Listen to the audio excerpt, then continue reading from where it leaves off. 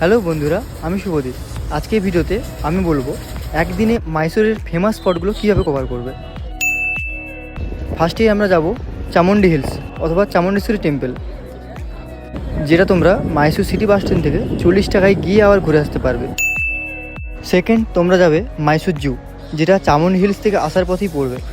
মাইসোর জুতে এন্ট্রির জন্য তোমাদেরকে 100 টাকা পে করতে হবে। এখানে তোমরা 2 থেকে 3 ঘন্টা ফ্যামিলি অথবা ফ্রেন্ডের সাথে কাটাতে পারবে। থার্ড, তোমরা চলে যাবে মাইসোর প্যালেস, যেটা মাইসোর জু থেকে বাসে মাত্র 5 টাকা খরচা করে তোমরা এখানে আসতে পারবে। আর এখানে এন্ট্রির জন্য তোমাদেরকে পার পারসন 100 টাকা পে করতে হবে। তো তোমাদেরকে মাইসোর প্যালেসে এন্ট্রি করার জন্য 5:30টার আগেই আসতে হবে।